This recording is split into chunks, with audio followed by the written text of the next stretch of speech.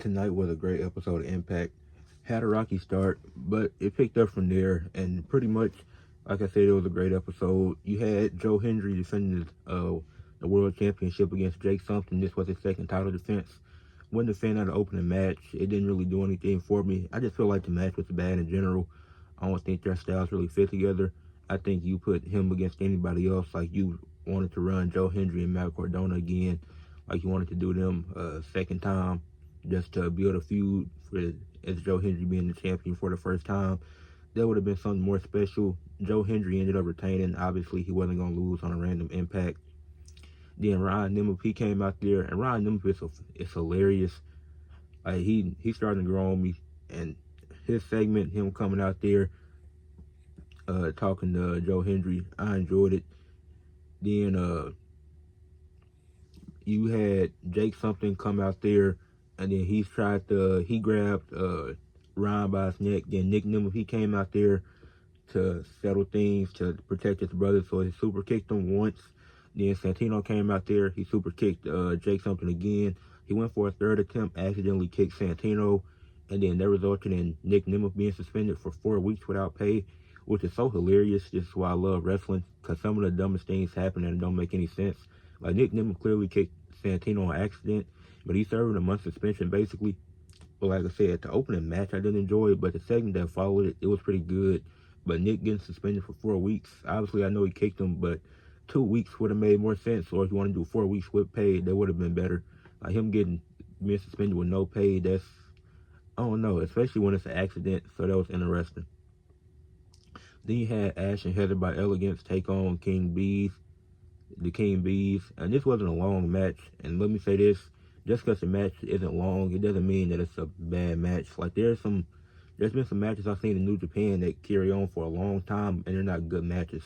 Like you can make a quality match in just a short time, like 5-6 minutes. Obviously, you won't get as many spots, but you can make a quality match in that amount of time, and that's what was did in this tag team match. Elegance ended up getting the win. Heather, she hit Hurricane Rana. That was a cool spot in the match.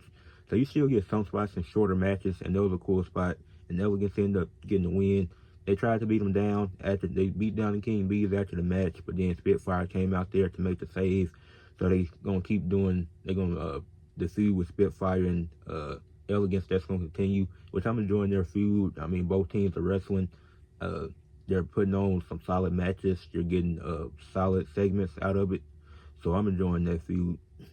Then you get the Hardy Boys talking to Leon Slater backstage. I feel like it was a great segment. Leon Slater grew up looking up to the Hardy Boys. Him getting the opportunity to share the ring with them last week, that's cool. And they'll probably do it again, as it's more stuff that involves Leon Slater with the system later in the show. But we can just get to it right now. Leon Slater and JDC, they had a backstage segment. And basically JDC was like, you feel like the Hardy Boys are just trying to stay in wrestling longer by leeching off of Leon Slater. And he's like, it's not going to work out for him. So then they get into it. Leon Slater, he called him a ballroom dancer, which is funny because you know JDC is Fandango.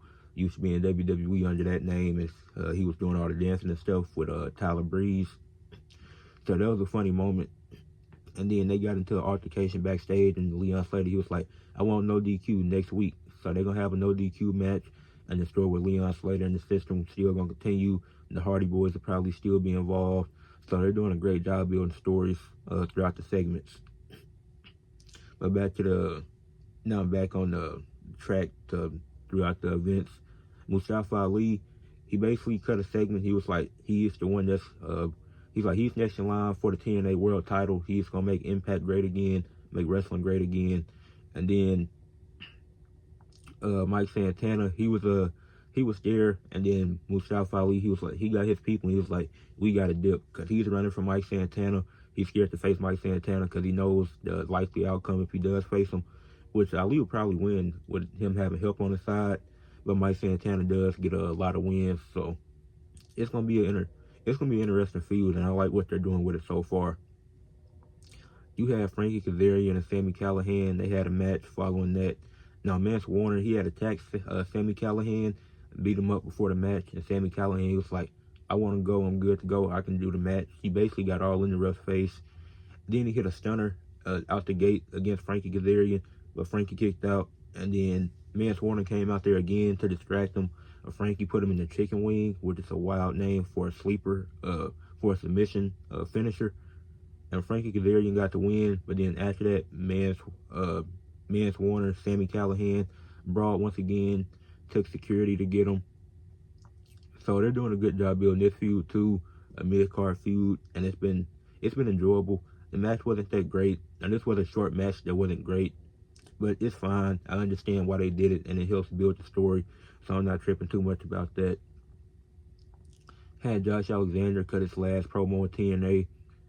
He's had a great run at TNA. I'm expecting him to go to WWE, and he's did a lot for TNA, put his heart and soul into it. So, and then we're going to get to Josh Alexander later when we cover the main event.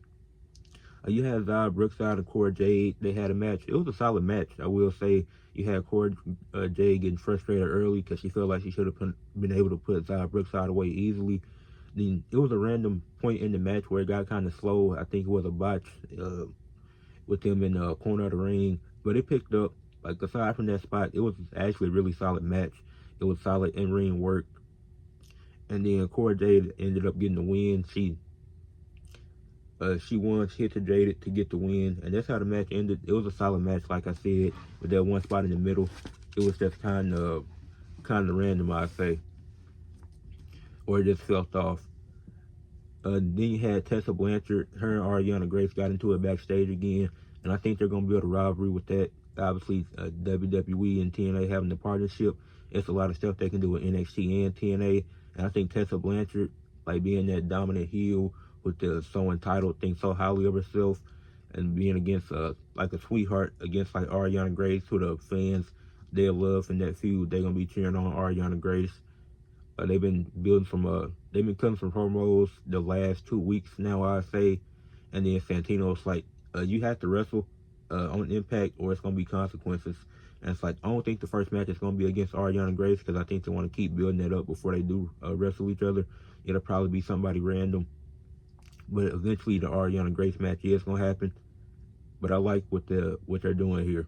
And I will say I was wrong about Tessa Blanchard. Better promo than I said she was a few weeks ago. So I can't admit that I was wrong about that. But some people who aren't good at promos, the Rascals. They cut a promo calling out Wes Lee, Tyreek, and Tyson. This promo was terrible, but they got to the point. So as long as you got to the point, not tripping too much about it, but the promo was terrible. Like Wes Lee, he can actually go on the mic. Even Tyreek and Tyson, I forgot which one it was. One of them, they seem pretty solid on the mic. They're not on the mic as much because obviously Wes Lee is the star of the group. And then Ace Austin, he comes out there to even up the odds. But Wes Lee, Tyreek, and Tyson, they end up standing tall at the end, especially after Wes Lee hit the double low blows on the Rascals. So they're going to run the 3-on-3 match. I think it's next week. That's going to be a fun match. I hope it's the opener because that'll be a great way to get the show started with the NXT, or it might be the main event because that's usually how it is with the NXT TNA partnership matches. It's usually not in the middle of the show for TNA. Either started that way or ended that way. So it's going to be interesting. It's going to be a fun 3-on-3 match. Then you had the second championship match of the night. You had Masha Slamovich defending her Knockouts championship against Savannah Evans. The match was okay, but it wasn't great. So Masha Slamovich ended up getting the win. It's not too much. I didn't get too many notes down for this match, but Masha Slamovich did end up picking the win.